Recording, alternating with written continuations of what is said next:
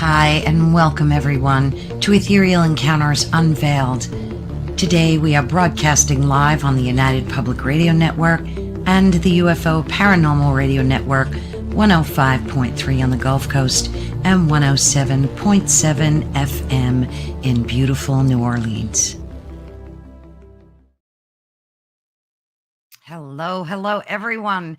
Thank you so much for joining us today. Please be sure and pop into the chat. We love your questions and comments. We love hearing from you. So don't forget to do that. And again, thank you so much for joining us today on Ethereal Encounters Unveiled. Today we are broadcasting live, as you just heard, on the United Public Radio Network and the UFO Paranormal Radio Network, 105.3 on the Gulf Coast and 107.7 FM in New Orleans. And again, hop in that chat. We definitely want to hear from you. Today's topic is one of my favorites, actually, because in our incredibly busy, complex, and often stressful modern world, we all share a deep fundamental desire to know why we're here and to truly feel alive while we're doing it. The quest for purpose and the journey towards a higher state of consciousness are not just abstract ideas. They are the most essential and part of our fulfilled life. Today, we're excited to speak with someone who has dedicated his life to guiding people through this profound transformation. Our guest, Colin Carroll, he's also known as Ko Hara Lan on social media. He operates this self-transformation company called Lucid Creation. Colin's philosophy is rooted in a practical application. He doesn't just talk about spirituality, but rather he teaches people how to embody it. His work focuses on transforming the things that stop us, like stress and fear, and those are two big ones. And he helps us transform them into a personal power and teaching us the real world steps to elevate our consciousness and become, as he puts it, a Jedi of our own lives. So Colin, let me bring you on stage. Hi, Colin. Hi, Caroline. Hey, great to see you. Thank you. Yes, thank you for joining us today. So excited to be able to talk to you. Yeah, this is a great topic, and already we have our darling Heidi. She's my soul sister. Thank you, Heidi, for popping in. She's always got great questions too, comments, but there'll be others. There'll be a lot more. Awesome. So, yeah, there's a lot of people that pop in, and she said, of course, she's from Boulder. She said, howdy to you. Hey, Heidi. So before we dig into the topic, I want you to tell folks how you arrived at your journey. So take a minute or two, and rather than me read your bio, tell us all about what you do and how you arrived at your journey and where you are today. Absolutely. So it is, wow, I was reflecting on this because, this platform here reminds me of a show that I used to listen to in the middle of the night, like 20 some years ago, called Coast to Coast. And it would come on AM radio generally, and there would be talking about UFOs and meditation and past lives and all kinds of cool stuff that was very, very interesting to me. And I didn't know that someday I would be speaking on some of these things myself, but it's super cool. I feel like it's a full circle moment. But, when I actually discovered Coast to Coast was a time in my life when things had really gotten chaotic to the point of, like the lowest point in my life. And I ended up in a position where I was incarcerated, and thank God I had a radio somehow, and I was able to listen to that show. It sort of helped me stay sane in those first few months when I was trying to figure out, how did I get here and what am I going to do now so that this never happens again? And I really came to a cusp moment where I began this search for truth. I was like, I'm at the end of my rope here. Whatever I thought was correct was obviously not correct, because my thinking and attitude and behaviors landed me in this place. Mm-hmm. So that began this search for deep truth, because I figured I'm a pretty intelligent guy, but yet I keep screwing my life up. So what's going on here? But if I can understand the truth of who I am, what I'm doing here, what is the meaning of life and all these kinds of things, then maybe I can turn this around. Maybe I can turn around. And so through that sincere, prayer for truth in my life, it began to open some things up. And I was presented with a particular spiritual path that I resonated very well with. It was powerful to me in terms of how it began to immediately reshape my mind and my worldview and paradigms and things. And so when I was released, I just kind of continued along this path. It was like a real revelation. It wasn't like I'm just trying to change so that I can fix my life or not get in trouble anymore. I really became obsessed almost with this path, with this process of transformation.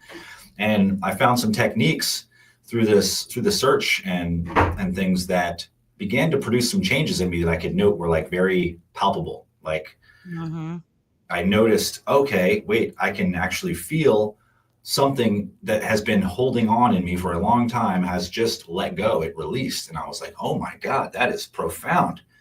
I just asked myself some inquiry questions. I just, went inside my own internal space and asked some questions, and then this thing released. And I was like, if I can get that much freedom just from asking myself some questions, how much freedom is available in this life? And so I became sort of possessed with that question. I love that. That's a great concept. So we talk a lot about shadow work on this channel and network. And it sounds like you were doing that without even really realizing that you were doing shadow work. Yes, absolutely. Very, very deep. We could call it that shadow work. And really it's like, that's funny because that word came up to me today when I was doing some contemplation, and I was making the parallel. Really what I'm doing is looking nakedly within myself and not altering it, not distorting it, not trying to change it through battling it, wrestling it, forcing it to change, all those kinds of strategies that we use, but just bringing presence to it.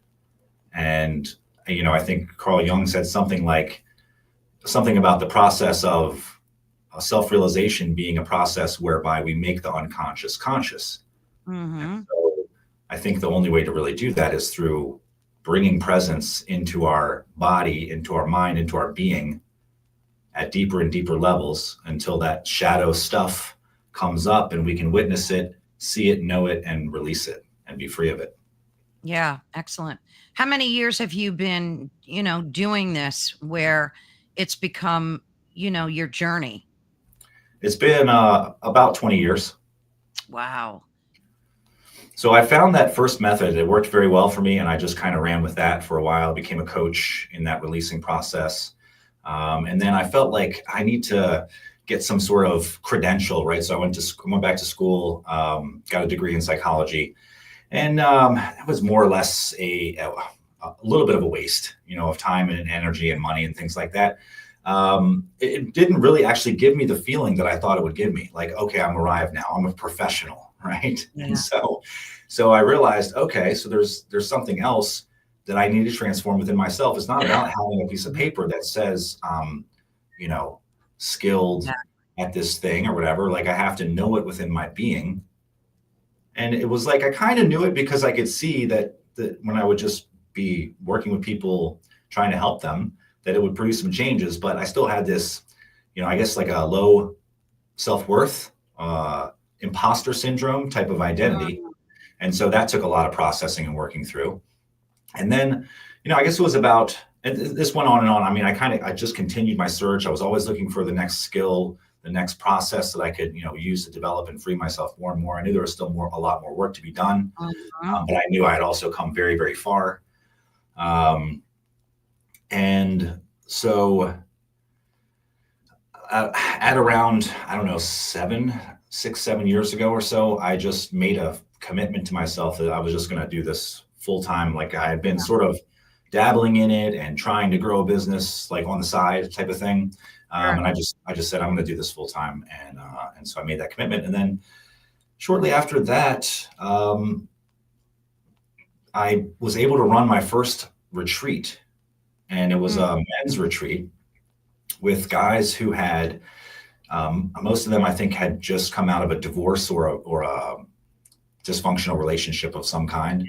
And so these guys just kind of worked their way into my life, through almost as if by magic. Like I didn't really intend for that to be who I was going to work with or how I was going to do these things. But yeah, it just started to unfold. And the more it unfolded, the more I realized, I guess this is just what I'm supposed to be doing. I kept thinking like, oh, am I doing the right thing? I'm searching for purpose, right? We're kind of like what we're talking about here today. And so what I realized over time was that, the purpose was being fulfilled. It was just a vehicle that I didn't expect or intend necessarily. Yeah, I mean, I fully believe that, you manifest, attract what you need at that moment in your life. And obviously you had this very deep desire to, do this shadow work and at the same time help other people. You knew you had that within you and you're still on that journey. And I think it's great that you were able to reach out to men specifically.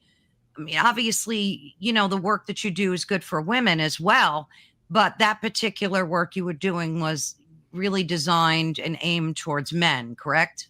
Yes. Yeah, and you're right. It will work with women too. But like I said, for whatever reason, these men kept showing up. And, it just seemed like, okay, this is what I'm supposed to be doing. Like this is what the universe is pointing me in this direction. Yeah.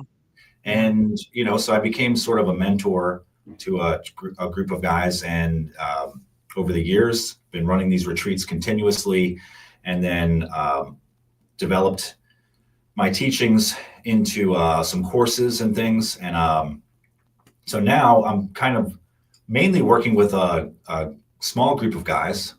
We say like, a dozen or so, on a very regular basis, kind of like it's my school group is Embodied Men Dojo, and it is a literal dojo. We go in every day, we're training, there's live, calls where we're sussing these things out from the course and, helping them in real time to see their patterns and realize like where they're stuck. And then a lot of the work also is working on the body. The body transformation is a big part of it. It's something I ignored and avoided for not so much intentionally. I couldn't find a good teacher, let's say. I was interested in these things like Qigong, Taiji, things like that. But what I found was the practices that I was being given either didn't really produce enough results long-term to be like marked, like, okay, you get a little bit of a boost in the beginning of it, and then it kind of tapers off. Or another thing that would happen was they would cause me to like overheat. I would start to get like too much energy in the body. It was like building energy or releasing energy faster than I could process it. I could get, overheated in my chest. I'd start becoming anxious and just over like too much stimulus, too much energy in the system. So I'd have to stop them for a long time, and I'd pick them back up again. So again, I was curious, I was interested. I know there's got to be something here. But, I was having this sort of spiritual energy releasing thing happening a lot anyway. And so that coupled with the other stuff, it was just too much for the system to handle. And then, a number of years ago, I met my current internal arts Taiji teacher, Sifu Adam. And, he showed me very from the beginning that these particular training methods produce a body that's capable of containing and working with that level of energy, that level of intensity and things without becoming overstimulated, overheated, staying grounded and connected, and being able to build the container. And so that's the transformation process, the body and the mind. So the meditation and the spiritual awakening stuff that happened early on was this top-down method of going within, unraveling my psyche, correcting my worldview and paradigm so it wasn't, I'm a victim, everyone's against me, or I got to make my, claim in the world, whatever it takes, and things like that, and start seeing things from a totally different perspective. And then with the internal work with the body transformation things is a bottom up method where you're literally transforming the tissues in the body, all the ways that we're holding and things, the places within us that we can't even feel anymore, if we ever could, because we've just created this sort of armor of protection, and we create these strategies of avoiding these things that likely came from early childhood, most of them. And we don't see them. They're patterns that are so ingrained in us, and they're protective patterns, and they come up fast, and then they take us over. And then it creates this cloud of obscurity where we can't really see what's in there. That's so true.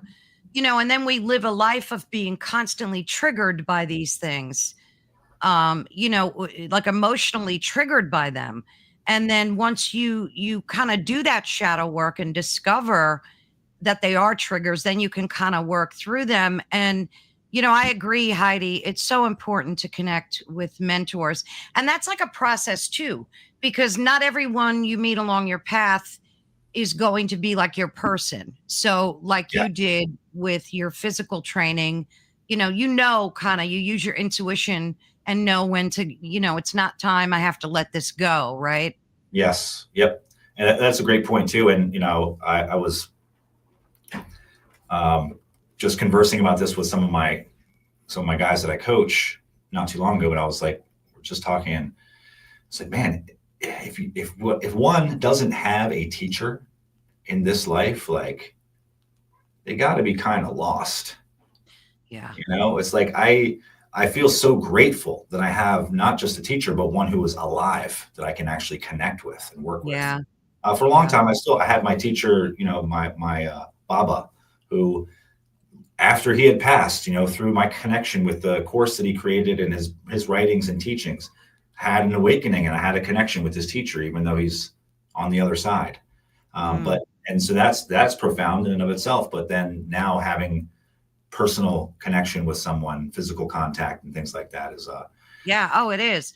And I think for folks that can't or don't have the time to get a physical mentor, I think that's why a lot of people enjoy podcasts, because they're learning and growing from these types of podcasts as well. So, this has become like our school, so to speak. Yes, indeed. I love it. And, I was thinking about this yesterday too. It's like, you can get a lot of information from a book, and I'll listen to a book sometimes, and I'll watch a podcast with the same author, and I'm like, whoa, I got so much more out of the podcast. The book, it's not like like the book set it up, maybe, maybe if I just had watched the podcast, it wouldn't have been. Right. Well, really because you can read emotions and expressions, which is something you really can't get in a book. Although I'm a big reader too. I love to read, but I love seeing people's expressions and how they animate. And, you can even see auras through video too. So for people that are able to tap into that, that's an important thing too. Like, I met some of my closest friends on the internet who I love dearly, Heidi being one of them. So it's so funny. You can meet people virtually, and they can be as important to you as someone in the physical. Yes. Yep. Absolutely. And I agree. This platform is amazing. Yeah, it really is. Another thing you don't get with reading a book is you don't get to ask the author questions. And interact. Yeah, that's so true. That's so true. His expressions and things and all that stuff. Yeah, too. yeah. And there's tonality. Yes, tonality is a big one, definitely. Did you experience like epiphanies, or did you have like a Kundalini awakening throughout those 20 years? Like what I know you said there was like a moment for you, a defining moment. So I guess you could call that an epiphany. Do you get them often, like where you just get these moments of awakening, maybe through a book or through a video? Like what's that journey been like? Yes. Yeah. Insights, epiphanies, realizations, all these things. Initially it started with it was a type of Kundalini awakening, that I received from Baba. And initially it would create these kriyas in the body, creating jerky movements and all sorts of things. I couldn't contain it, Mhm. you know. Mhm. And then over the years, it started to manifest as mantras and Mm. uh, divine proclamations, languages I couldn't know or understand or anything like that, and all these sorts of crazy, weird things. But then the energy started to, I started to be able to contain it a lot better and not Yeah. make me so crazy. And you know, it has ebbed and flowed. Right now, it's actually in a you know, more at a peak. I've been having a lot more of these energetic releases lately. But it's like my system is totally different. It responds to it different. It doesn't like take me over. It actually helps me to open more. Yeah.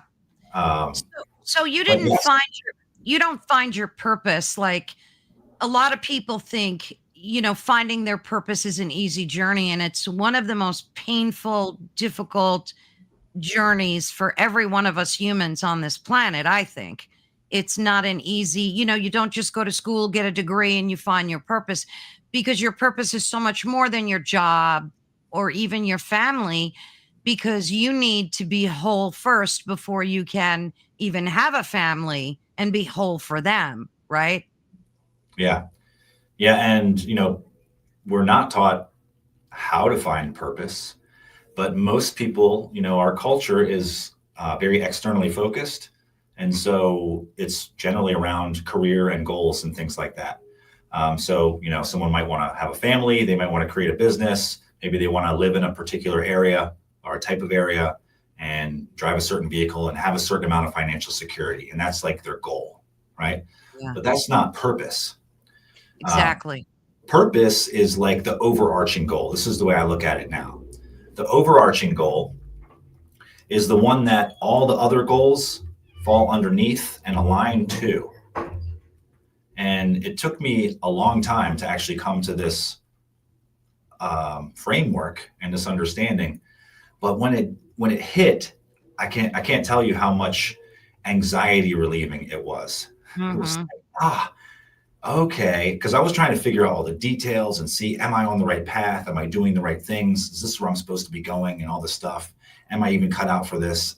And uh, when I started to question that externally based way of deriving purpose, so what if the purpose is not external? What if it's internal? Mm. And so this idea had been percolating for a long time, because once I had the big spiritual awakening, that was like my attention started to naturally want to go inward and be more contemplative, more trying to understand my psyche and things like that. But I was still, you know, still driven by external things. I had things I wanted to do and wanted to create and wanted to have and all that stuff. And so there was a little bit of conflict there and it was a little convoluted. But what started to happen over time is that this started to clarify into this picture where it's not what I do that is my purpose, it's who is doing it. It's who do I become at the end?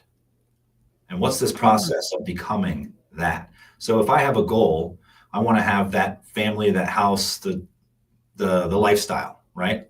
Okay. But who am I going to be when I get there? Right? Who am I going to Right. be when I get there? Because I can be someone who's not very happy, who's not very satisfied with their lives, who is like, I did all Mm. this for this. And if my goals are externally focused and my satisfaction and contentment comes from completing those externally based Mhm. goals, when I do that, I will not be satisfied because that pattern will repeat. You get the goal, okay, that's nice. Now what? Exactly. Right? And then my life becomes a series of I do this thing so that I can something else. And then I do that thing so that I can something else. And it just becomes this repeating cycle of chasing some future outcome that It's never so really true. fully arrives. So true. It's like we're constantly moving the goalpost and we never, get the touchdown, so to speak. Yeah. Because I think all those things are based on materialistic things too, like money, success, women, men, whatever your gig is, right? Mhm. So James has an excellent question here, and I was going to ask you this. What if no one, and I know this is not true, but we'll ask it of you. What if no one ever finds their purpose?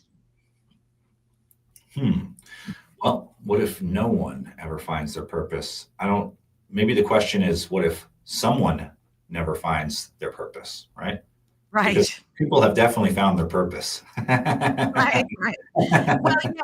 See, some people think that they'll never find their purpose because you can, and I want to get your take on this too. You can be 20, 30, 40, 80, 90, doesn't matter your age, and you can still have an awakening. You can still discover your purpose. So it's really boundless when it comes to things like that. So I think James means, what if an individual doesn't find their purpose? What if they're 80 and they still feel purposeless? Yes. Well, so what I would say is that this shift in attitude towards purpose, being externally focused or internally focused, is the answer to it. Because and so I'll just kind of like, I'll generally lay out what my purpose is currently. Okay. My Yeah, purpose go right ahead. is transform my being, elevate and expand and evolve my consciousness. Okay. That's my purpose. That's the internal purpose of my life, and internal takes precedence over the external. Whatever I do is the vehicle for the expression of this inner transformation. So it doesn't matter what I do. I create a car dealership, I create a coaching business, I go Yeah. work for, some corporation, whatever, doesn't matter, because anything that I do is going to be imbued with these qualities that I'm developing and cultivating within myself. The transformation I that's love taking that. place in me is what's going to come out in no matter what avenue I pursue. Right. So what I would say to someone who's 80 and maybe they're not going to be pursuing any attitude, or sorry, any particular avenue at that point, maybe they're at a different point where things are kind of winding down. They're just trying to enjoy their remaining years and things like this. Yep. So again, it comes down to looking within, transforming the being, elevating, evolve the consciousness, so we become, more beautiful inside, more kind, more loving, more generous, more compassionate, Right. more humor, more fun, Yeah. more adventure, more understanding, more wisdom, all these things. Yeah. And so the beauty about this method, this way of working with it, is that when life gives us challenges, which it inevitably will, right? Life Always. squeeze on you, Yeah. and what comes out? And what comes out is what we've been cultivating, this love, joy, the nectar. Yeah. Yeah. Yeah. And I think it's so important for, us at any age to, part of that journey. And I think a large part of it is self forgiveness. I think a lot of us hold on to the past. We cling to past digressions, past eras, past hurts. And I think part of that shadow work that we're doing every day is learning to forgive yourself and self-love. Like, those to me are two big ones. Sorry about that. Self-love, and what else was it? Self-love and self-forgiveness. Mm-hmm. Yes, and that's another one. That's one I missed. Yeah. It's a big one. And I'm shocked you missed that because, it seems like you've done a lot of that. Yes. Well, I missed it in that last listing, but Right, it's still right, it's in there. yeah, yeah. No, I could tell that it almost seems like you had to forgive yourself for whatever happened to you in your past in order to arrive, where you're at today. It's all a part of that journey. Yeah, well, there's an inverse relationship between self-judgment and suffering. Yeah. So at a certain point, we have to look at it and ask ourselves, do I want to continue to hold on to this self-judgment and suffer? Yeah. And who's that helping at the end of the day, right? Exactly. Colin, can you see the comments on On the side? Yeah, I'm seeing them come up Okay, good. on the Yeah, side. I don't yeah. see them on the side. There should be like a grid on your right or left with all the Oh, comments in it.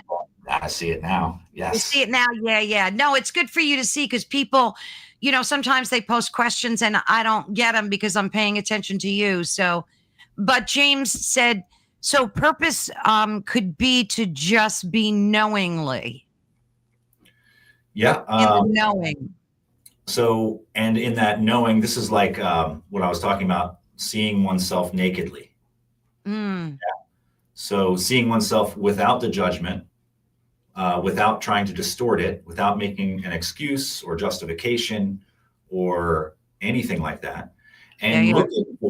looking for the fears, right? The angers, the resentments, and things like that. The the qualities that keep us stuck and create more conflict for ourselves and create self-suffering and prevent us from really expressing the fullness of our Yeah. authenticity. Again, like the fears that might hold us back from saying what we really want to say in a situation or taking that risk or what have Yeah, you. that's a big one. And uh, so that's very purposeful work. That's deeply purposeful work. When we release that stuff, when we let go of a fear that's been keeping us stuck, that's been feeding this need inside of us, right? Yeah. Having our behaviors and our thought patterns and making us anxious and Oh God, yeah. You whatever know else. what's interesting that I discovered quite some time ago that set me free completely. It was one of the most talk about epiphanies. It blew me away. So like when you're anxious about something or you have say let's just use a vague example. Someone hurt you. Someone did something to you that hurt you, devastated you. Okay. And years go by and you're home festering about it all the time. It's in your head. You're replaying it. You're replaying what you could have said, what you could have done, and asking like, how could this happen to me? How could these people hurt me? Or it could be anything like that. And the interesting thing is when you realize that this is a movie just playing in your head and no one else's. No one else is thinking about you. No one else gives a shit. No one. No one cares. No one bothers to care. It's all in here. So, like, we are our own worst enemy when it comes to these negative, impactful thoughts. We're home festering about, why did I quit my job? I should have never, whatever it is. Okay. Mhm. And when you realize that the rest of the world truly doesn't care, no one's thinking about you. No one really, and I don't mean this in a negative way, Sure. but people don't really care about you. And I don't mean you, I mean other people, because everyone is so wrapped up in their own crap, Yes. right? That they Yeah. just they don't think twice. Maybe you'll be a passing thought in someone's day. Maybe, So it's like when you realize that and you can remove that toxicity from your thoughts, it's so freeing. It's the most amazing thing. So, my question to you is this. I know some people that don't really know what their spirit is. We both have dogs barking, it seems. Can you hear mine? Yeah. He's barking up a storm. So they don't really know what their spirit is. They can't connect with the spiritual side of themselves. I think people convolute spirit and religion. Mhm. What's spirit? What is that for you? What's the difference between your soul, your spirit, and like religion? Hmm. Yes. Well, religion is, they're the keepers of the sacred texts. Mm-hmm. So I appreciate them for that. They do help shape the morals of a multitude of people, which is also very helpful and useful. They're generally not the best at provoking spiritual awakening. Right. It's more dogmatic, which is still good. It's still necessary, especially for the lower level consciousnesses and people who are just learning and growing up. Yes, Um, exactly. it's like just do this, keep yourself out of trouble, live long enough to develop some wisdom, and then you can let that stuff go. And then you start to have, like, spirituality for me is more, it's the direct experience of the divine within one's own being. So this is not like, what is it? Like prostrating to something outside of myself, right? But looking within, and discovering spirit, discovering the divinity, discovering consciousness. Life is divine, right? And most of us, we're alive, but we don't know that we're alive. We don't feel the life energy moving through us, animating our being, where we overlook the consciousness that is the background for all of our experience. Because we're so focused on the content, we don't have awareness of the consciousness. And we've built so many reactive patterns in the body and in the mind that it prevents us from actually stopping, settling down, stilling ourselves long enough to get the awareness to go in and uncover these things. But, it could be something as simple as I bring my awareness inside the body. I feel some tension, constriction, tightness in here, and I'm able to have affection for this, even though it's uncomfortable. So I bring the attention, I bring the affection, I bring appreciation for my being into it. And this tension starts to melt, release, and unravel. And now I feel love. A quality of love has grown, has increased, is now emanating in this space. Well, that is a spiritual experience that anyone can have. It might take a lot of work. You might not have it on day one. You have to develop these skills first, but this is a real experience. And that's just one of infinite variety of spiritual experiences that we can have by going within. And, doing the work, unraveling the psyche, getting the psyche to chill out enough so that it will settle enough so that our awareness can go beyond the mind. Because this is one thing I think people miss a lot, is that they think that the answers are in the mind.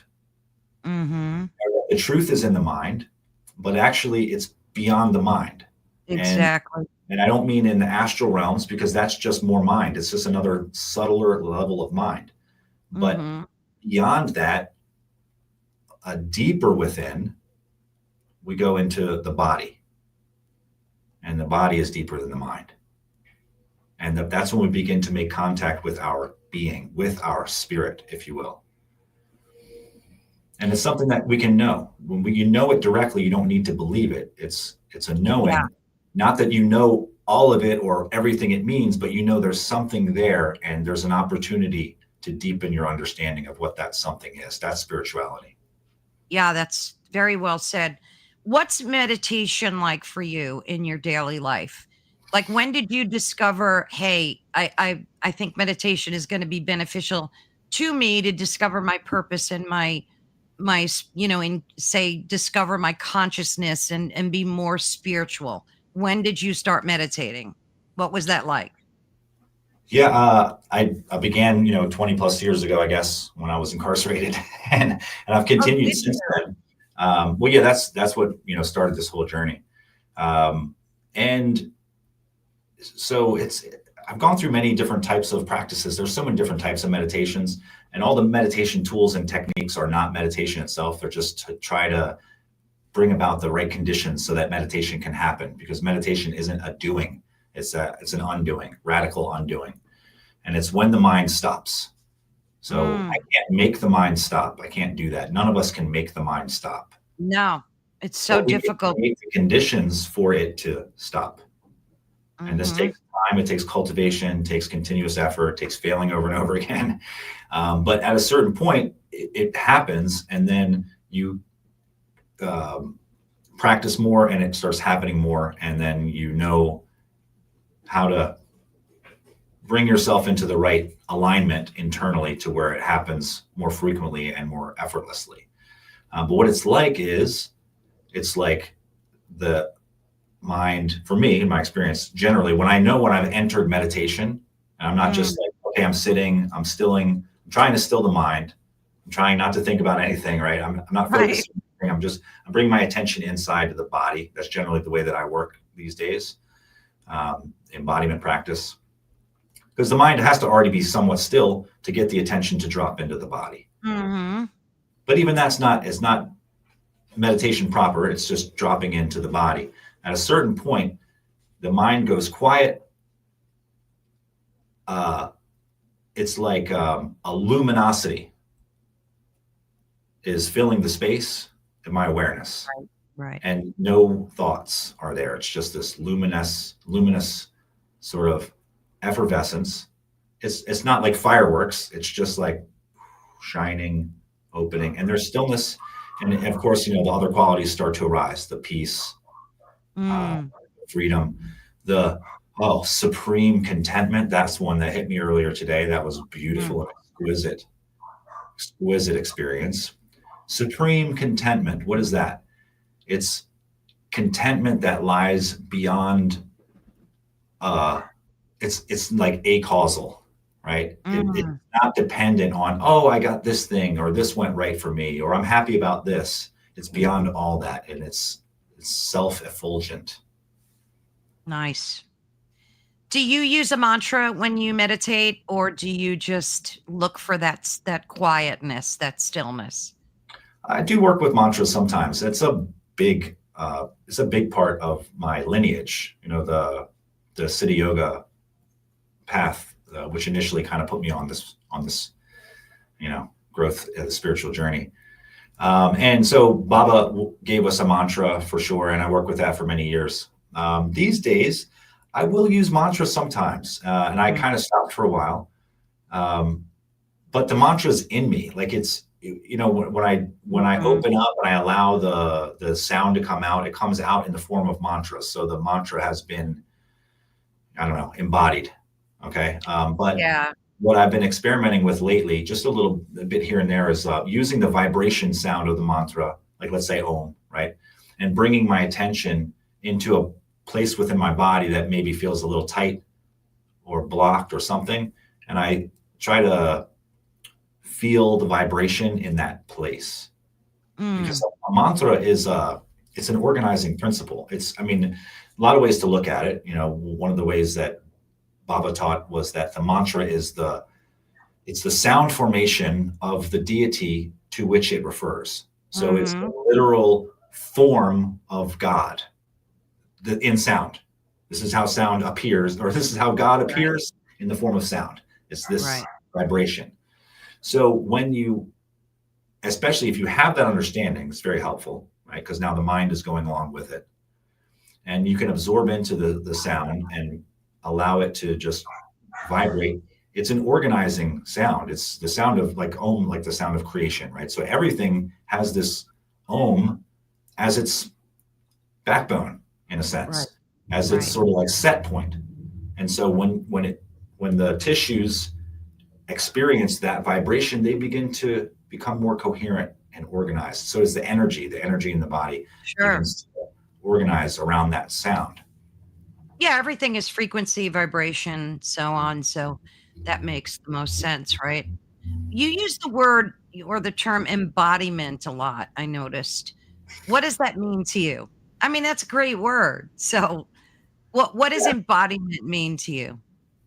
It means something different to me today than it did years ago, for sure. Embodiment in the past, it was like,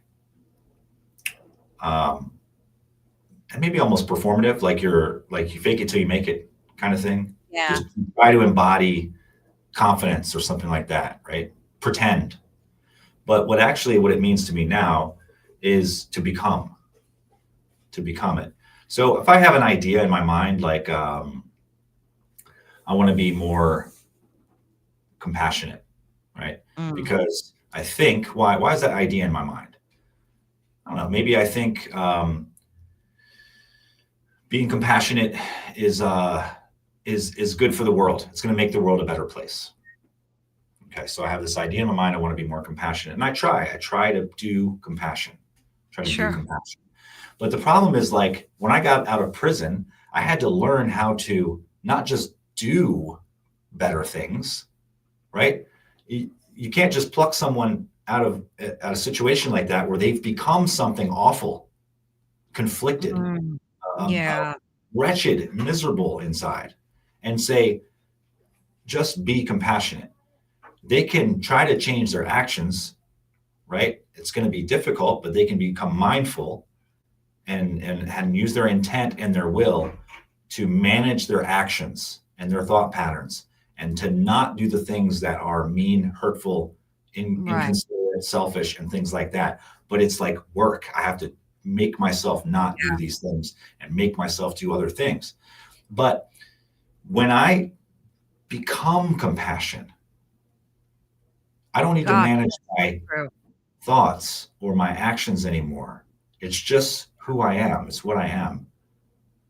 So this is one of those things that freed me of so much anxiety, because as I started to cultivate it more and more, I realized, oh, if I operate from this frequency, from this energy I've been cultivating, I don't have to worry about making the right choice or not making the right choice, or what am I going to get at the end of it, and things like that.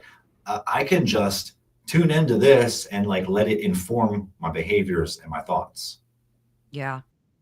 Yeah, it's almost like when you're in school, you learn the rules and you only abide by them as a young child because you're afraid of the consequences. So, you're abiding by these rules that adults tell you have to do. But then as you get older, you begin to see the morals and values behind those rules, and you become that. And I love that, what you said, that you become these things. And so you're not just like stepping through the actions, you are the action. Yes. I like that a lot. Yeah. It's and really it's not, I'm not trying to ascribe to, or I'm not trying to be performative in these things. I don't need to convince myself that it's right to be this way anymore. It's like, I got it. I already got that. So now I can just focus on cultivating more of these qualities, more of the loving kindness, appreciation, affection, humor, non-seriousness, forgiveness. Got it this time. Yeah. So what would you recommend? This is what I want to become. This is my life purpose, right? And I recommend others to consider this. And because if this is my life purpose, then I don't have to change anything necessarily. I don't have to go, to the jungle or sell all my belongings or, whatever. I could still do everything I'm doing, but it's not the same person who's doing them. So my teacher says a lot. I love this line. He says, it's not what you do, it's how you do it. Oh, yeah. And then it's not how you do it, it's who does it. So who is doing it? Is it someone who is self-seeking, underhanded, sneaky, needy, trying to manipulate, being driven by fear, etc.? It's like I can be generous with strings attached, but that's not generosity, that's manipulation. If it's really generous, then there's no strings attached. That's exactly correct. You give from love. And, and that's such a great point, because I've read some theories where they don't believe that humans are truly altruistic beings, because they believe that there's always a self-motivation attached to it.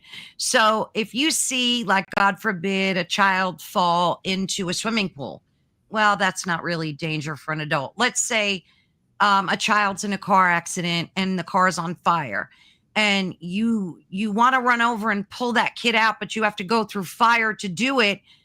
And you do it and you say, well, I'm going to be a hero and pull this child out of a burning car. Are you doing it really for the child, or are you doing it for your own ego? So in that case, believe that. Now that's a great question. And I don't think the ego, it's not likely to me that the ego is going to put itself in that danger for the reward of being considered a hero, but it's possible. Yeah, However, some um, philosophers say that. but I would definitely push back on that and just say that whoever thinks that has and this is not a judgment, Yeah, it's just what I'm seeing is that they have a low quality of consciousness. yeah, The more coherent we become, the more loving we become, the more compassionate we become, naturally, the more selfless we become. It's not that we're right, just doing, I was saying this to one of my clients yesterday. It's not that we're just doing for everyone else and we're just giving from our reserves. There's nothing left, but we don't care because it's all about giving. It's not that. It right. actually is incredibly enriching and rewarding to give in this way. And so it's kind of selfish, right? In that we want to grow our consciousness. We want to become more loving, more compassionate. This is what we're working on. And we are doing it. We are actually transforming our being. We're no longer selfish and self-seeking. We are considerate of others. We're not perfect, maybe, right? But it's this process that we're becoming more and more internally aligned, more coherent, more surrendered to the control that we don't have, more willing to help others. This is all these organization cooperation arises Yeah, out yeah. of this. And so that would be like saying, and people have said this before too. I know I've heard this theory that like the only reasons humans cooperate is because it gives them an evolutionary advantage. Right. I've heard Yeah, this it's too. very extremely materialistic way of Yeah, the world, and it's clearly a sign yeah, that someone has.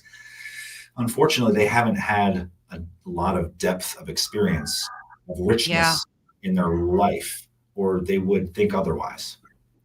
And I think as a psych major, you should know those are usually psychological theories that come out of textbooks, where they're saying, oh, people aren't really truly altruistic and they're really in it for themselves. And those things are rooted in classroom ethics and not really like real life. Well, this is another case of someone saying, I don't have this quality, therefore it doesn't Right, exist. You right. see, this is such an error, such a stumbling block for people. Yeah, Because I don't experience it, I think it's not real. yeah. Or this is what else is really funny. You see this a lot. I don't experience it, I don't have it, but I can tell you exactly what it is. This Right. is total delusion and arrogance. It is. It is. Yeah. What would you recommend for someone? Well, your clients come to you, and I'm sure they're asking you, they're saying, Colin, I'm so stuck, whether it's a bad relationship, a bad job, anything. It could be a dozen of anything, right? So, you have this program to help these folks out, but like what could you recommend to people that really are struggling? Like we'll start with that, with trying to find their purpose and trying to like tap into that spiritual side. What's like the first thing you would Yeah, recommend to do? is ask, who do you want to become? Mm, Who do you want to become? And when I say that, I don't mean like externally, like I want to be yeah. the CEO of XYZ company. Like, who do Hmm. you actually want to become inside? Like, what's your character going to be like? What qualities do you express in your life and in your work? Like these are the real questions. Do I express understanding, love, joy, compassion, freedom, fun, Hmm. adventure? Yeah.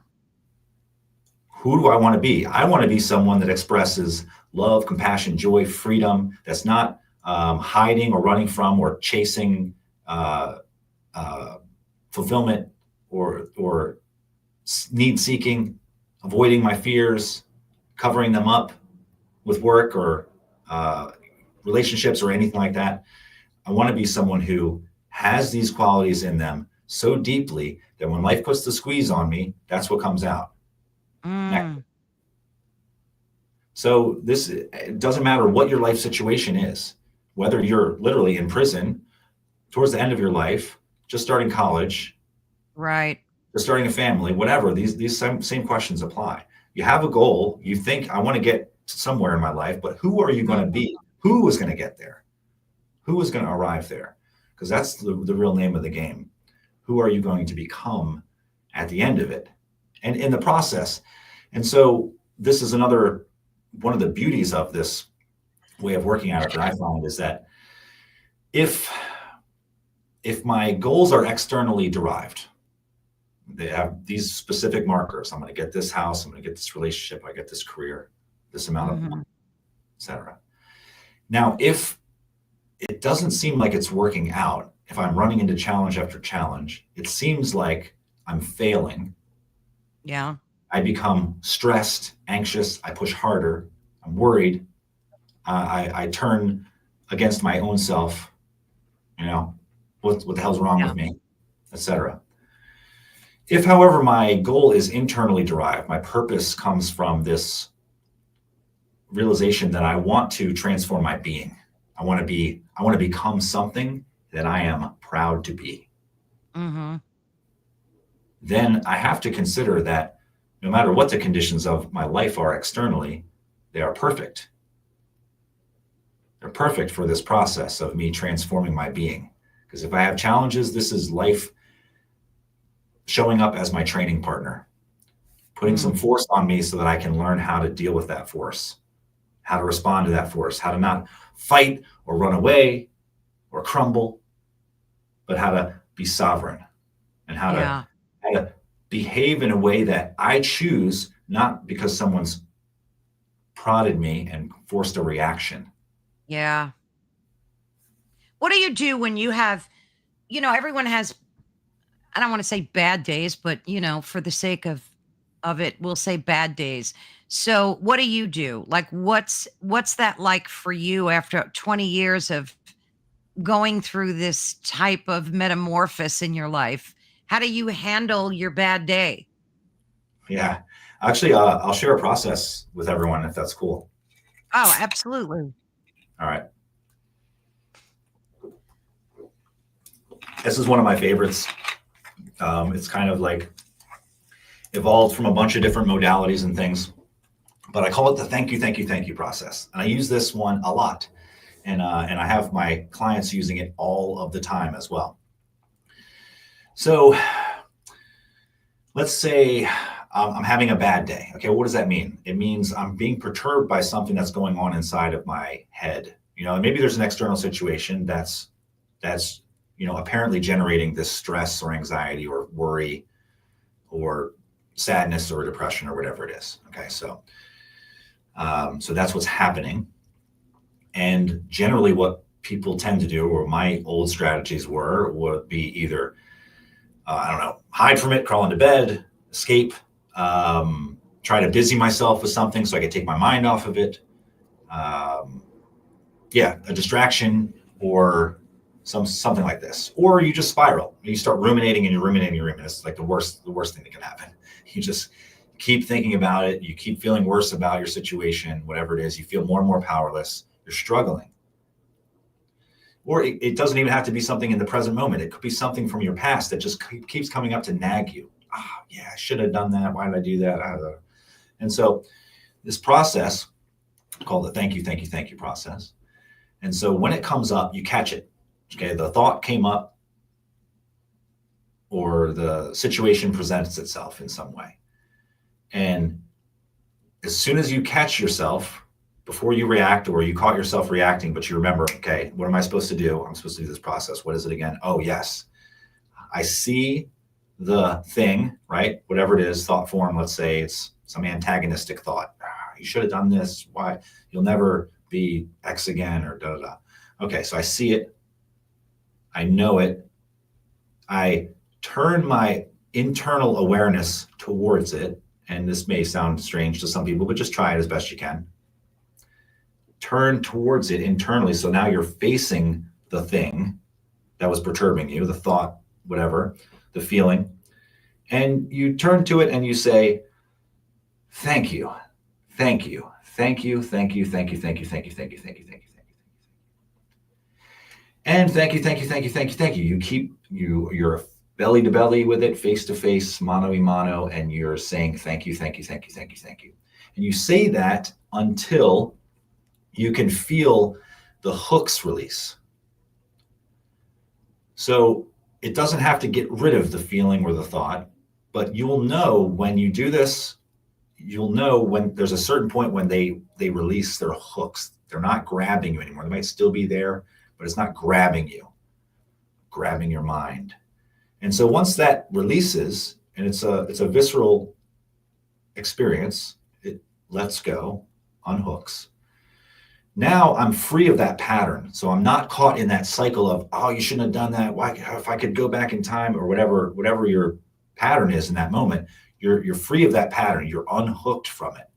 So now you can put your attention on something that's useful, something that's beneficial, something that's going to drive your life forward, or that's just going to be, something that is a positive distraction, like walking the dog or something like that. Because the point is, you're not in that loop anymore. Right. And so the thank you is like a key that unlocks stuck patterns and things and gives us access to the freedom that's underneath of it. Because what we generally do is we fight with these things. We wrestle with them. We struggle against them. But that doesn't work. It just makes the pattern dig in deeper, doubles down. It generates resistance in us. And now we're battling with our own selves. We think we're battling with the world. Really, we're battling with ourselves. And so if I don't see this happening, I'm powerless to change it. I'm stuck and there's no way out. But the moment I recognize the pattern, I become aware, I stop the reactivity. In that moment, I'm not entirely hooked into the pattern. And so that in and of itself is something to be thankful for. But the pattern that's coming up, let's say the pattern's coming up, and that is not the point, though. That's just something to help the mind go along with the process. What am I thankful for? Right. At least you see what's going on. But the more important piece of it is that when you turn to this perturbance and you say with as much genuineness as you can muster, thank you, thank you, thank you, thank you, thank you, thank you, thank you, thank you, thank you, it releases and you become sovereign again. Your attention is now freed. You can put it on something useful, something beneficial. And aside from that, there's a lot of other benefits as well, which are just like, I had, one client who's like, I woke up at 3 a.m, couldn't go back to sleep. I did this process and I was probably laying there for an hour, but then I fell back asleep and I was just thank you, thank you, thank you the whole time.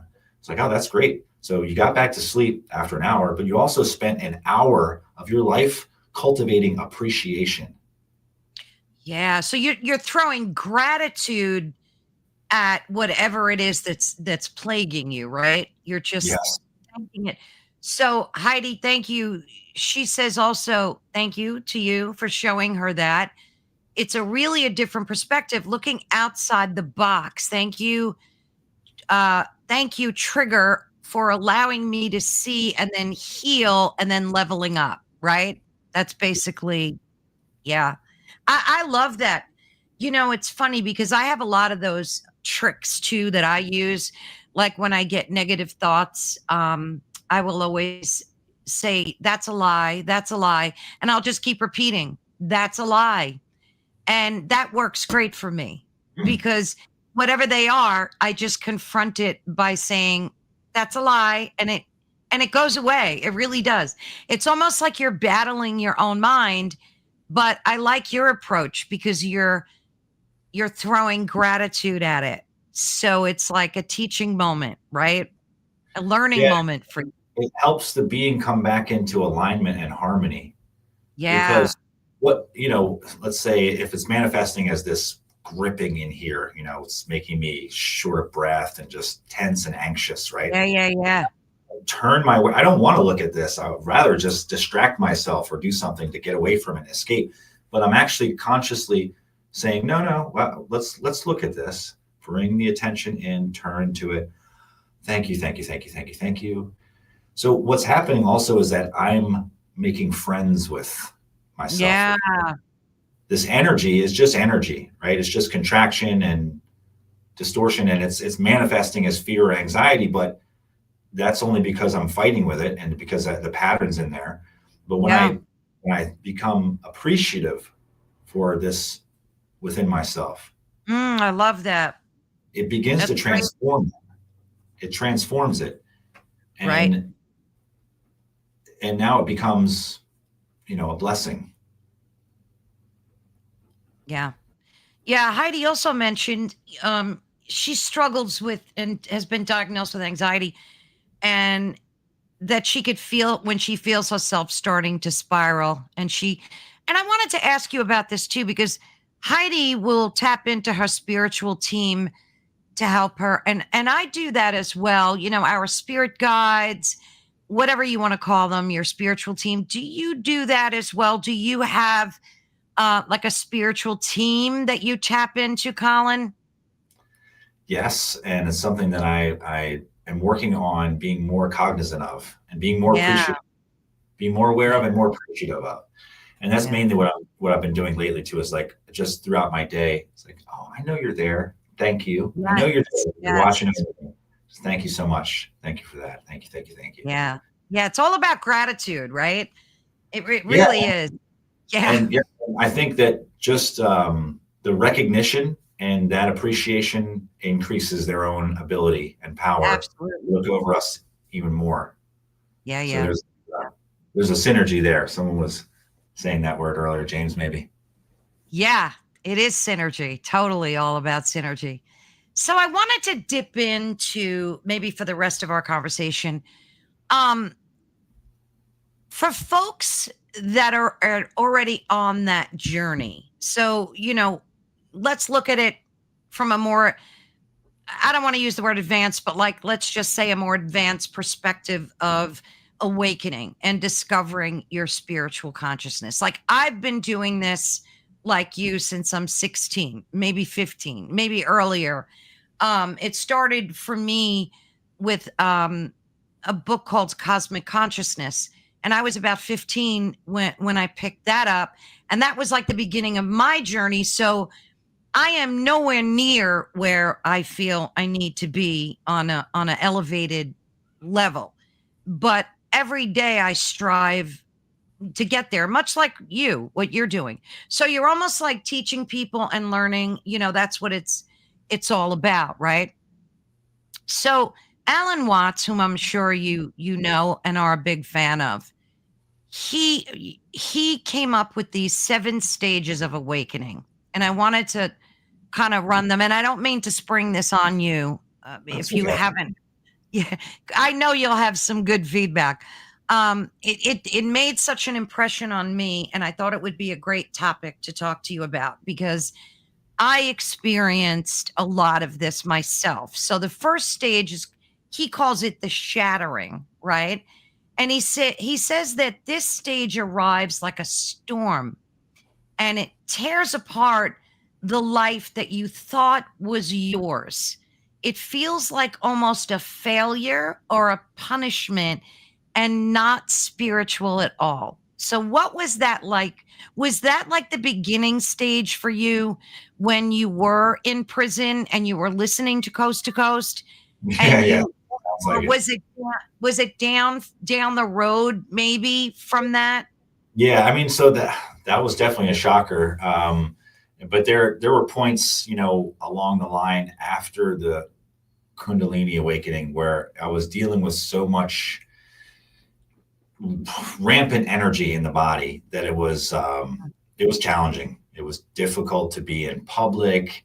I didn't have anybody that I could relate to or that could relate to what I was going through. And so that was a weird time for sure. Yeah. So I think I've probably been through that stage in a couple different iterations. Do you feel like you're still in a way going through that? Because like I'll have days where I feel like there's such a craving to go deeper, and like whether it's through prayer, or you could just be out walking your dog and you just feel like it hurts almost because you want to understand better, and you're like struggling with that. Like, what do you do do you reach out to your mentors when you're in those moments and you're thinking, I can't seem to get past this point in my spiritual growth? Like, what's that been like?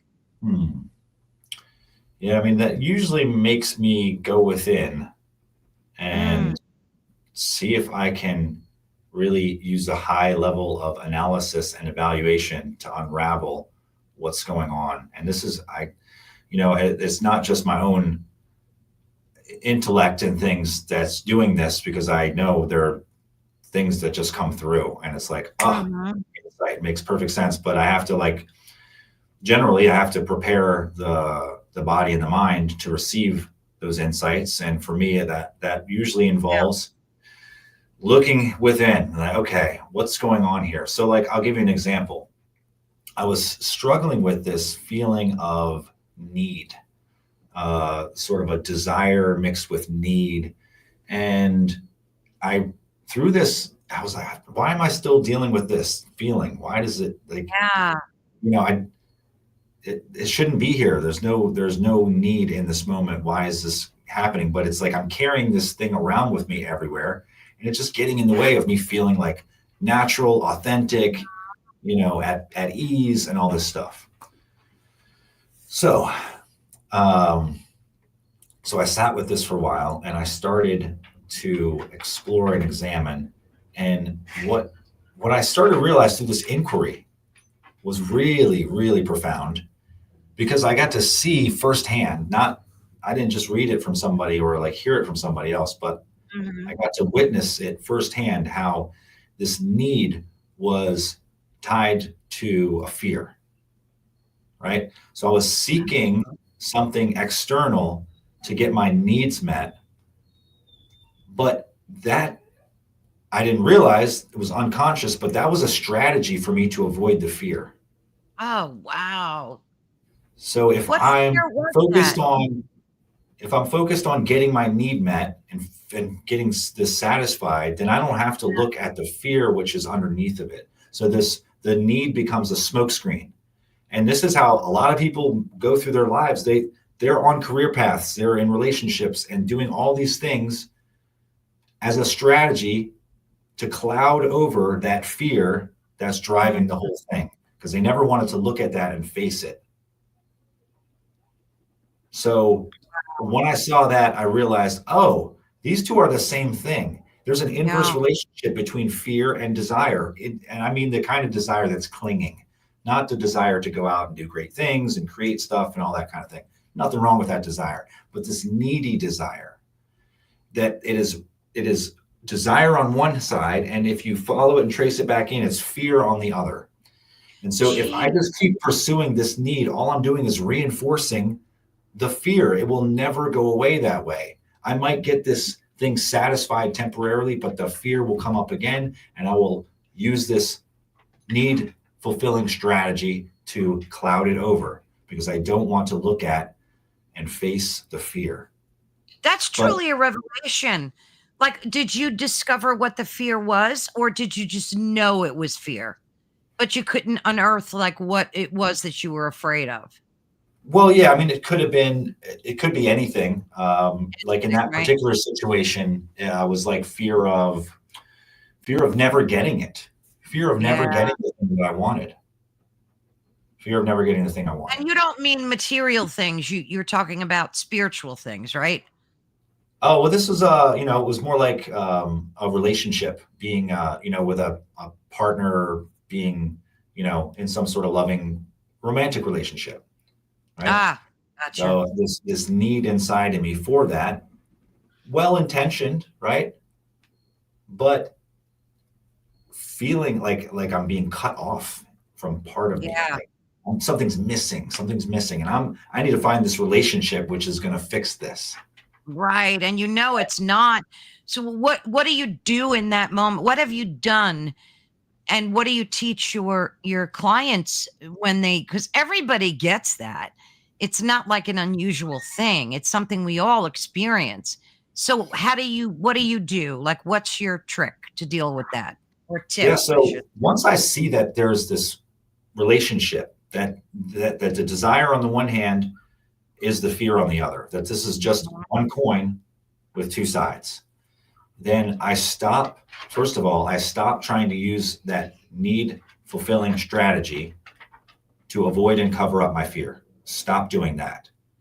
And I start to go in and look at the fear and become very intimate and acquainted with it. Like through direct contact, I'm exploring it in the body, in my being. Okay. And then from there, I can begin to ask myself things like, do I want to cloud over and avoid this fear? Mm-hmm. Do I want to continue to use the strategy of need fulfillment to avoid this fear within me? I don't want to do that, actually. That was an unconscious strategy. What I want to do is develop courage, face this fear, and be done with it. And that's what would actually heal me and actually free me of this mess. So that once I see that, I recognize it, I know it, then I get to work. Yeah. I begin to look at the fear. I begin to face the fear. Thank you, thank you, thank you, thank you, thank you. Yeah. Show me all of you. Yes. What are your roots? I want to know. And then keep turning towards it and facing it and being naked and having the courage to stay with it and until it releases. And then once it releases, man, supreme contentment. Yeah. Yeah. Nice. So the next stage from Alan Watts's 7 Stages of Awakening is called the Dark Night. And he describes it as a long purgatory, a time of intense questioning, confusion, and the deconstruction of old beliefs. Knowing the old world was built on lies doesn't set you free.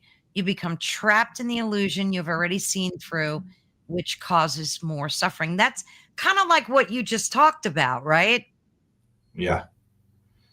Yeah. And I think this is also related to the old self-concept.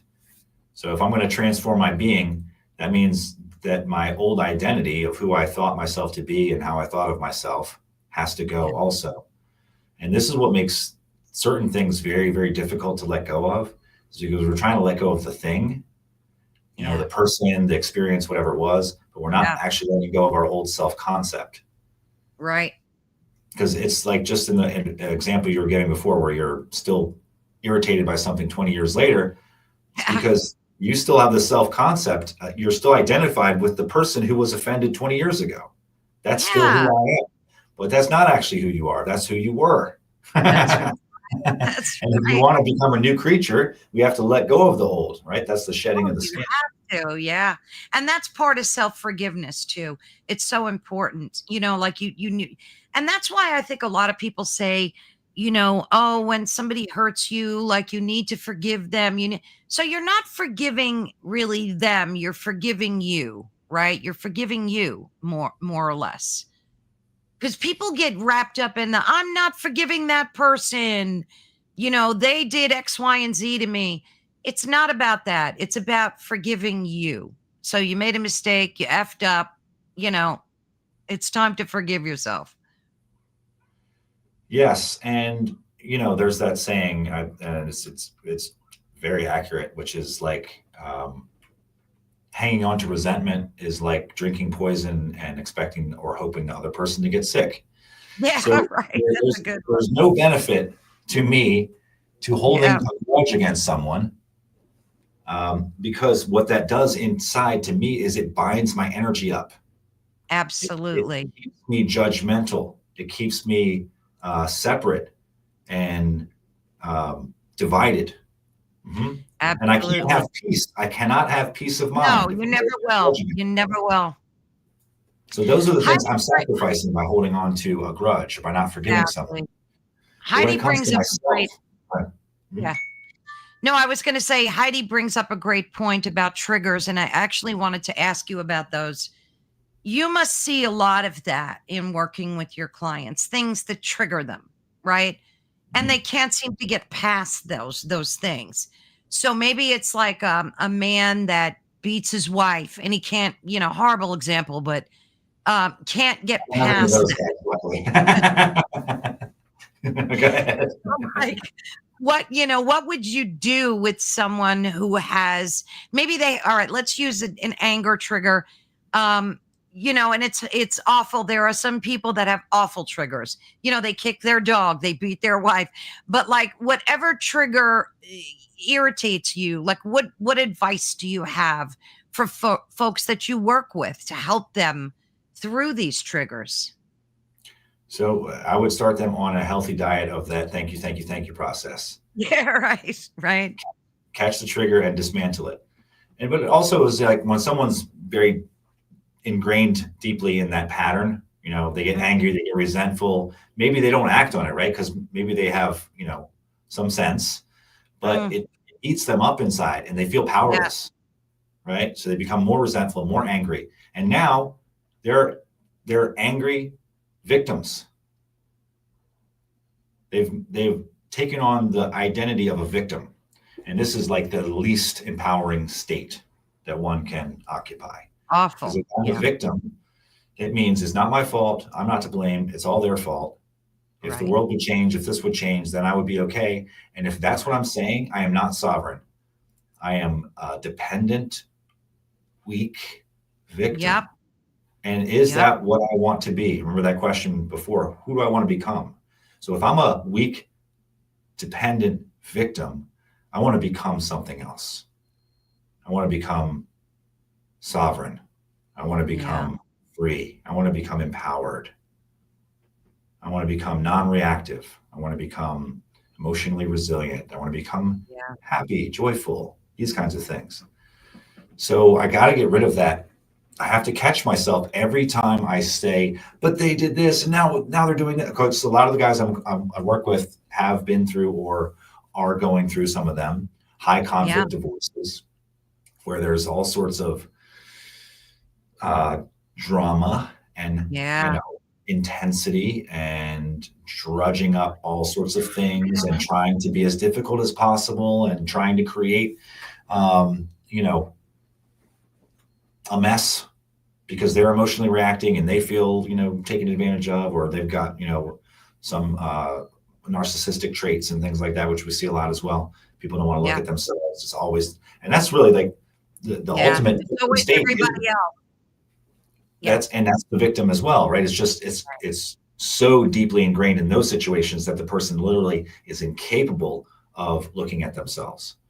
So that's that's pretty extreme. But obviously, if someone's incapable of looking at themselves, I can't do anything for you. I can't help you. You need help from somebody else. I only work with somebody if they're willing to look at themselves. A lot of things I tell my clients are hard to hear. Yeah.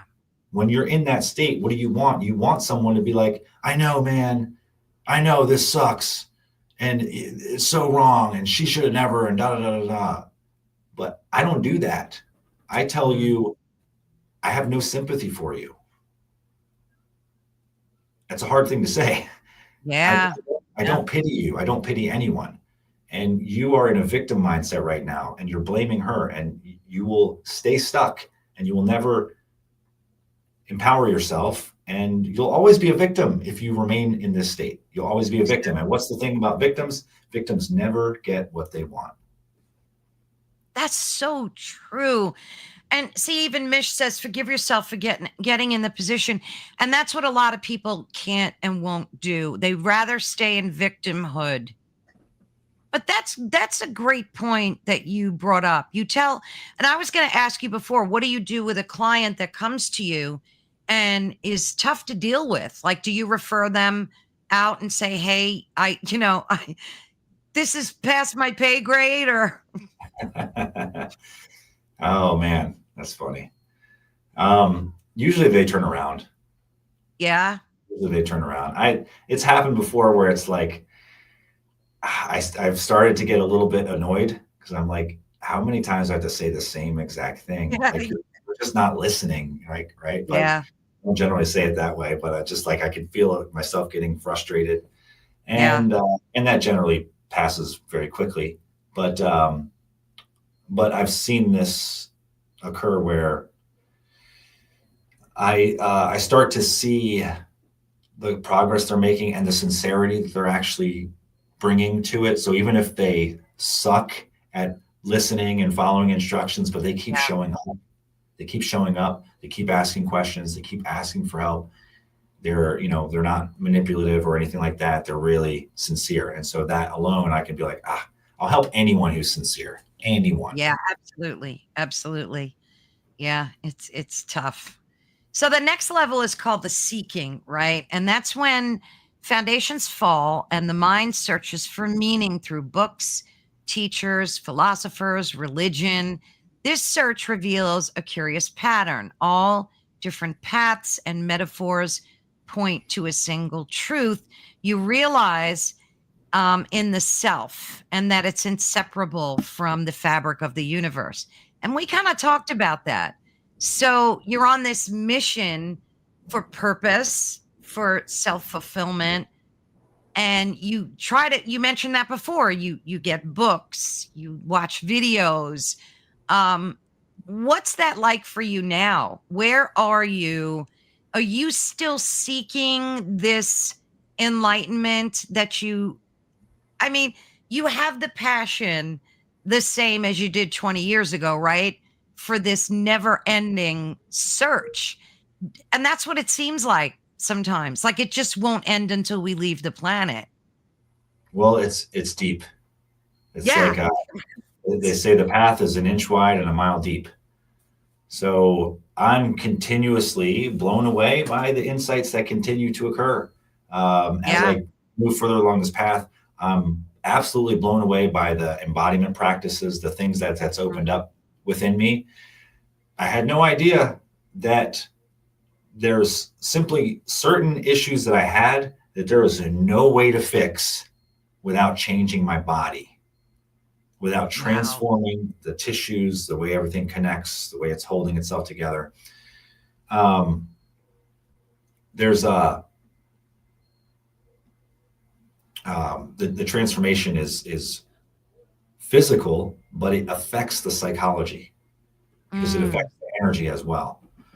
So it's like certain things that I've realized is like, oh, when I let something go, like my leg opened up because of the training, I was able to release some tension that had been there for as long as I know, and it released. And then suddenly I don't worry about X anymore. Like, oh, that's it. I've been trying to stop worrying about this thing for a long time, but no matter what mental gymnastics I do, I find myself worrying about it from time to time. Then I fix my body in a certain way, and that worry dissolves and it never returns. Well, you're a musician too. How does music fit into your self-discovery process? It's interesting. I took a hiatus for a few years and just like a little over a year ago, really started getting back into like creating, writing, performing. And so I've been in a band again for a little over a year. And it's, I'll tell you what, the last show was really neat because I'm contemplating these things. And before I'm going on stage and like even throughout the night, before anything, I'm contemplating what qualities do I want to radiate in this situation today? How do I want to feel? How do I want to show up? How do I want to, what do I want to radiate? Right. So I'm thinking like, oh, generosity, love, joy, non-seriousness. That's what I'm going to embody in this space as best I can. So this is what I'm cultivating these energies. And so when I'm talking to somebody, rather than, maybe in the past I might have been like, oh, what do they think about this? Or should I say that? Da, da, da.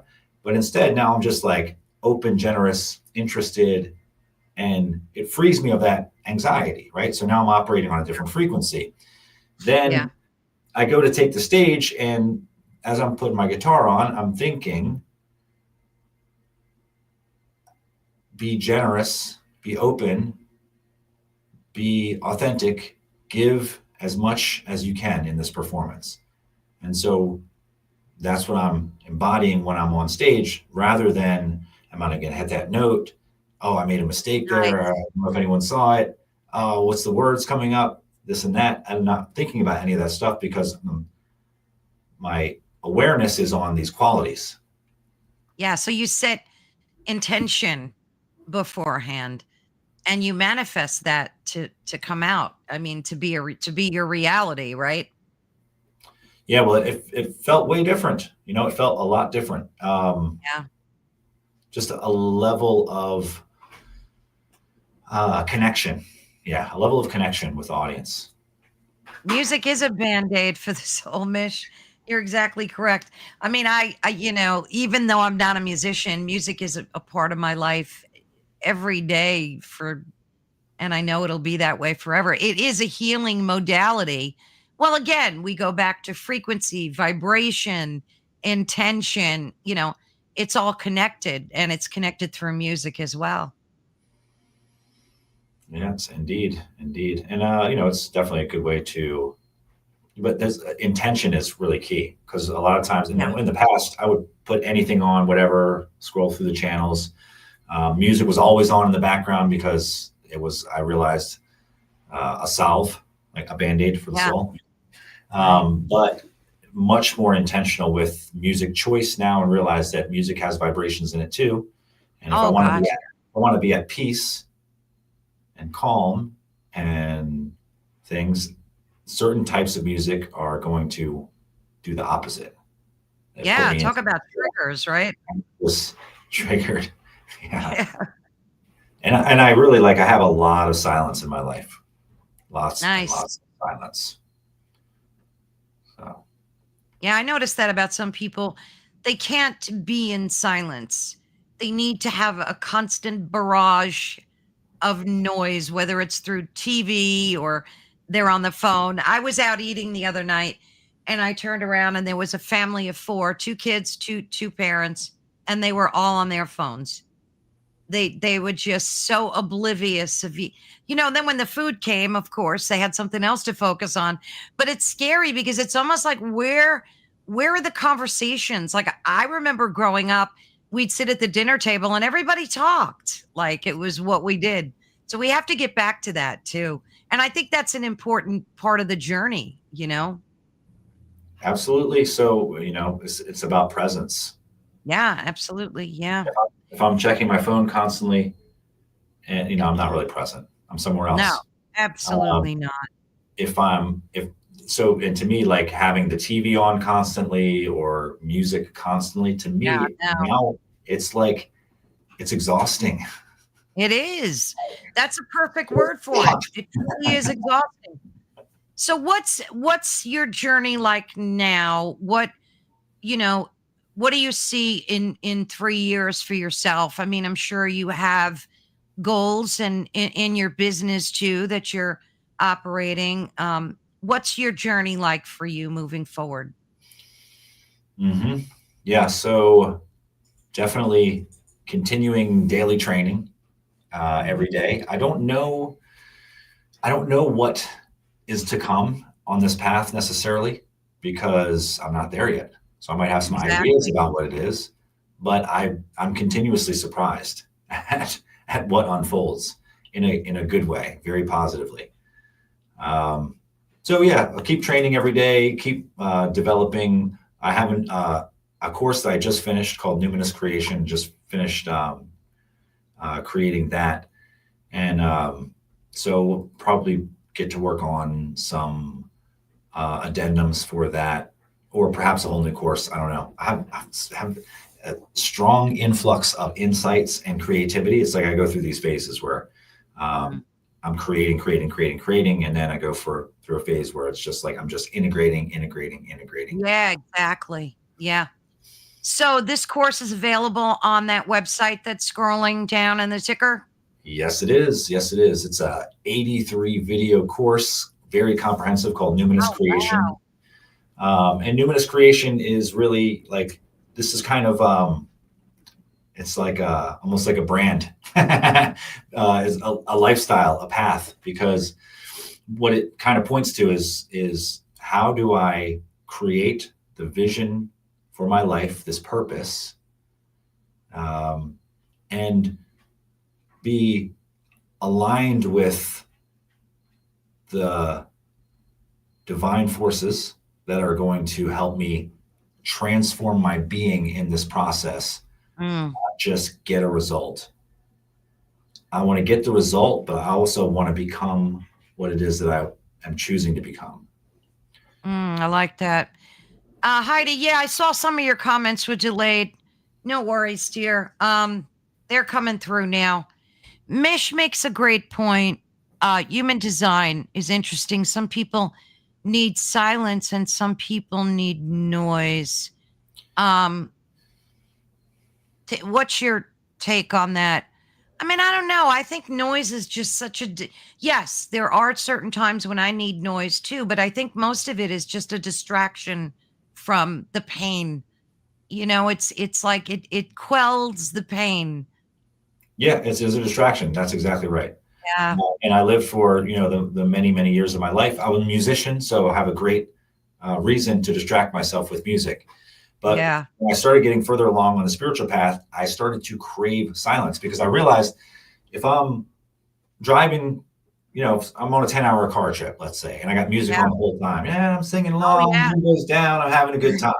But how much time am I reflecting? Am I contemplative? Is my mind stilling? Is it Right. organizing? It's just going to the vibration of whatever's on the radio. Right. Right. And so if we're serious on this path of transforming the being, we're going to need silence, stillness. Yeah. We may not like that. That may be very difficult for us. It is. It's still necessary. It's the bitter medicine. You got to take it. What do you find in that stillness? You mentioned before that when you were meditating, you turned inwards and experienced this like glowing internal spark, I guess, or your essence. What do you like? What else do you experience during those quiet moments? Is it just that? Is it just touching that part of you? You Like, know, is that the goal for you? yeah, I guess you could say that's the goal. That state will is highly conducive to transforming the mind and the Mm, body. So that state of stillness and quietude and presence, in and of itself, transforms the being. If you mm, do nothing else, that alone will transform the being. You don't need to worry about where your fears are coming from. You don't need to do shadow work. You don't need to do anything. If you can access presence and stillness and silence, the consciousness lights up and you become aware of it and you realize, I am this and this is all that's necessary. It will do the mm, work. It will do everything for you. But sometimes it manifests in the form of an insight, like I was talking about earlier, like mhm. that relationship I saw between desire and fear. It came from a meditation where I was still and I saw it. Saw Yeah. it clear as day. Sometimes a voice might speak it. It might say, like, oh, it was one that happened recently. What if the opposite is true? That's what it kept saying. What if the opposite is? Ah, It's like, oh, well, I hadn't considered that. I hadn't considered that because it wasn't my thought. It came was from that somewhere else. during was that during meditation, Colin? Yeah, it was like that process I was telling you about, right? The recognition of the desire linked to the fear. Oh, the fear, And, right, and right. so I realized my ego mind was thinking, um, if I get XYZ, then I'll be okay. Mm, Right? If I get XYZ, then I'll be okay. That's what it was thinking. yeah. And as I'm seeing that this strategy is just really a way for me to cloud over my fear, so I don't have to look at the fear. So if I get the need, then I get that satisfied. Then I don't have to deal with that fear. Screw that fear. I don't have to deal with you. I'm just going to fix it. Right? Avoid it. Yeah. What it really Yeah. means. But when I saw it, and I recognized that, and I said, oh, so I've been operating under this false premise that if I get XYZ, then I'll be okay. What if the opposite is true? What if I become okay, then I'll get XYZ? Wow. Yeah. And as I go deeper into the process, what I realize experientially is that if I get okay, whether I get XYZ or not, I'm still okay. That's profound. Suddenly I don't need the thing anymore. I'm just okay. I can still get it, which is awesome, but I don't need it. Yeah, I agree, and I can totally relate. How do you feel about what's happening in our world on a collective consciousness level? I mean, like there's just so much going on. Let's put it that way. And I'm sure you watch the news and pay attention to what's happening. How do you think that's affecting us on a collective consciousness level? Do you think, do you see more folks becoming awakened, so to speak, and having these epiphanies and revelations now more than ever? I think definitely people are becoming more and more awakened. Hmm. Uh, this is the crucible that we're in. Yeah. So that's what we're awakening up to, and I think it's a good time to wake up to that because again, we have no idea where our world is headed, and Right. so if my purpose is externally derived, there might not be an external world that supports that path. It might completely change to the point to where that is totally a useless endeavor. All that thought, all that wondering, all that training, developing skill, useless because it no longer applies in this world as it is now.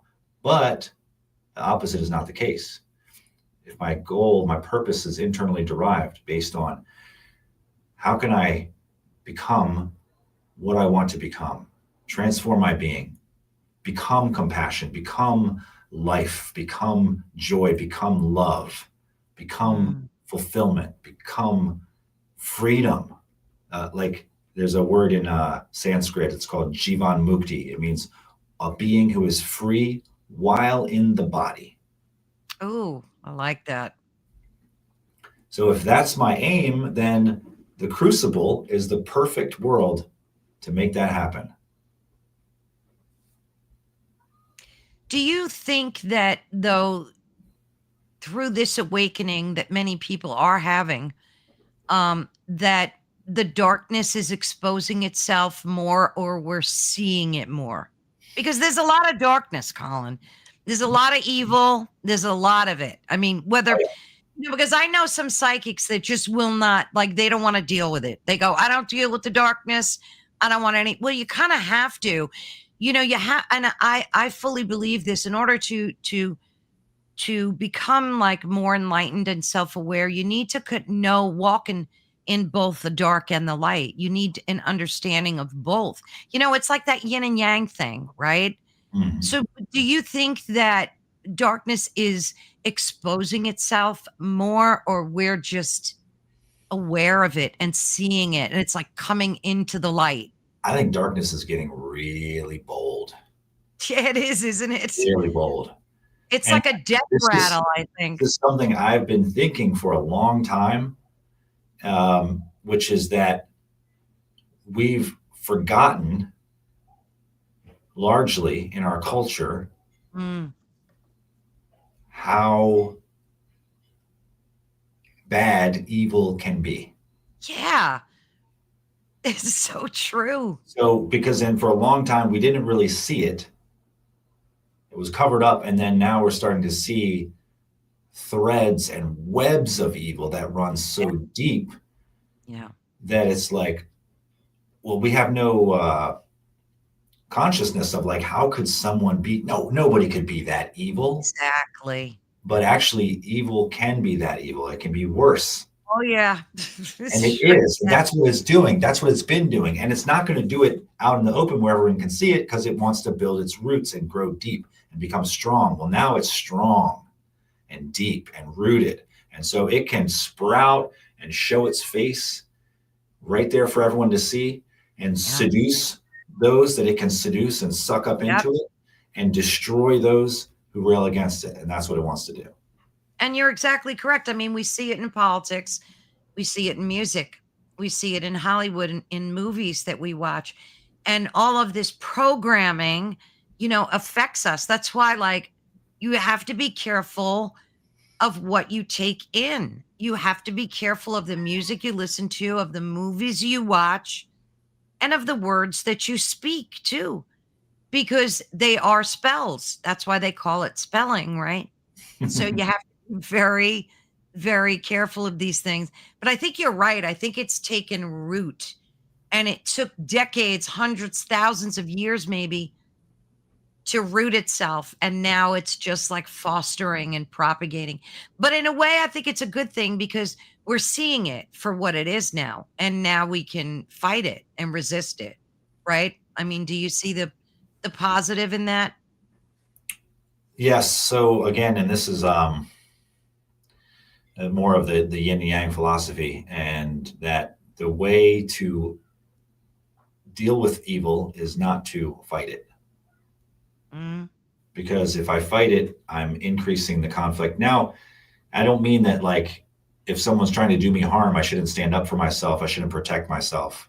Of course, I should. But right. do I go after them then afterwards? Do I try to hurt them in addition to protecting myself?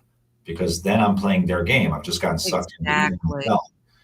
So the way that we aspire to work with is Yeah. to harmonize with the forces that we are interacting with. Harmonize, harmony and balance. That's the whole path of Taiji. So when someone's putting a force on me and wants to do me harm, I don't fight with them, nor do I run away. Right.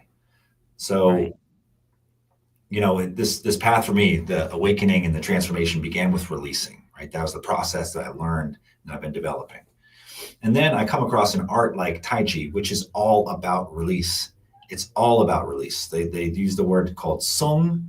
It sometimes gets translated into relax, but it does not mean relax. It means release, to open, to allow, to let go. Mm, And so what am I letting go of? Well, I'm letting go of my reactivity, my tension, my intention uh, to butt into your force, to control mhm, you, right? To control you or to run away, protect, to hide and things. I release all of that and then I become sovereign.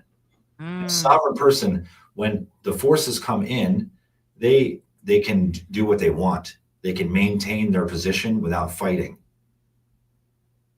Or they can harmonize with the energy and redirect it, bring it back and scoot that person away or mm. whatever needs to be done, whatever the situation calls for. You can respond to it in real time and deal with it without becoming upset, triggered, uh, victimized, angry, all those things. I don't have Yeah. to. I don't have to play their game. Yeah. We have a few minutes left. What parting words of wisdom do you have for our listeners? I mean, you gave us so much today, Colin. Thank you so much. It's been truly a privilege speaking with you and unearthing all of this wisdom. Do you have anything that you'd like to share? Anything Well, else? thank you so much for that because it's been a great pleasure. I'm I'm living my purpose right here and now. Yes, This is exactly. amazing. Exactly. Yep. Yep. Yeah. Let's see.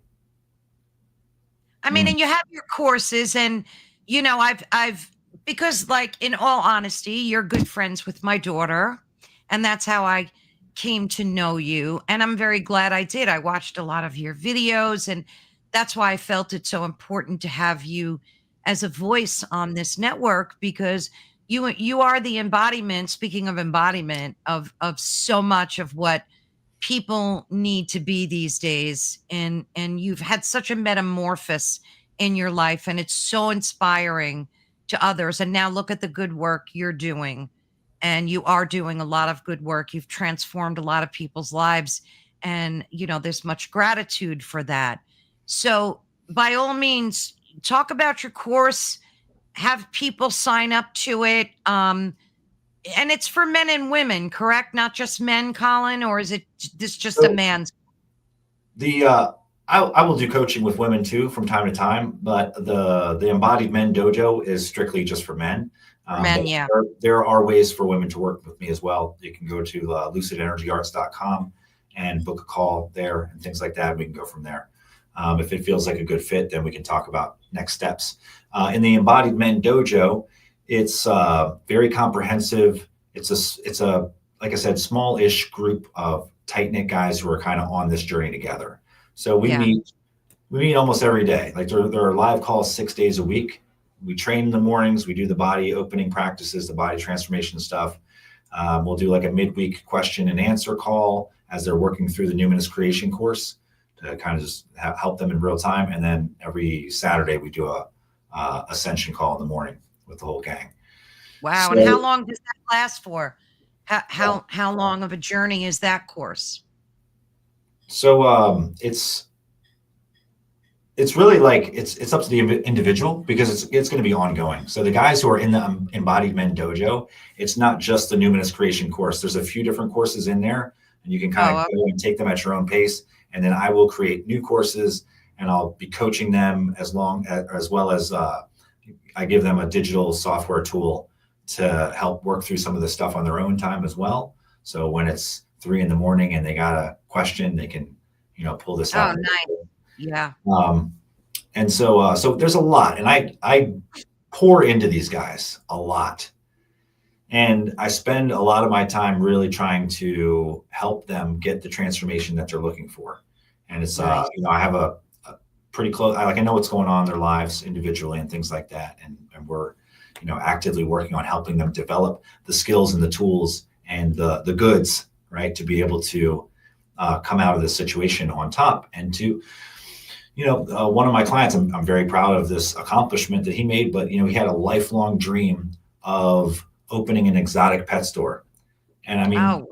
Loves these animals, was breeding them, and things like that, but always as a side hustle, things like that. Never took it seriously, ever since he was a youth. And, somebody was like, well, how are you going to make a living doing that? How are you going to pay for the school? Da, da, da, da. Right. So he ends up selling, his dream and just doing what society tells him he should do, ends up in a career, 20, 30 years later that is totally soul sucking. Yeah, it pays the bills, gives him a decent lifestyle, but is nowhere near fulfilling. And, he's worked with me for a few years already. And this last year, we started this was 2 years ago. We started this year-long mentorship program. So what are you going to do this year? Jason, pick something big, something scary, something, serious. I want to open an exotic pet store. 6 months later, he signed the lease. 8, 9 months later, the doors were open. And it's amazing. It's amazing to see this transformation and what it's done for him and his kid's life and everything else. Nice. So these are the types of things that we work on, helping people to develop a vision, to imbue it with these qualities, and then to recognize, what am I really doing this for? So back to your last question, though, what can I release someone with? I would say, this path is not easy. It's going to be challenging. Right? Don't expect it to be easy. I had this false notion that I'm going to be a good person, be on the spiritual path now. Everything's going to work out. Yeah. It has in the long run, yes, but I know that there will still be other challenges that come down the road. Oh, sure. It's difficult, but life is going to be difficult one way or the other. That's so right. We got to pick our pains, right? One pain, the pain of moving towards sovereignty, of transformation of the being and raising the consciousness. That pain is worth it. You get something back from that. The other pain is just life's just happening to me. I just try to deal with it as best I can. I'm not sovereign. I'm at the end result. I'm not causal. I don't feel empowered. So choose the pain that's the correct pain, not the pain of avoidance. And then once you commit to it, then have a light heart about it, right? Know that this is part of the process. Everything's going to be okay, but this is part of the process, and try not to take it too seriously. I like that. Yeah. Try not to take anything too seriously. That's great advice. Colin, thank you so much. Today was wonderful speaking with you. Thank you so much for joining us. You're so welcome. It's been such a pleasure. Thank you again. Yeah. We'll be in touch again. All right. Sounds great. Take care, dear. Bye-bye.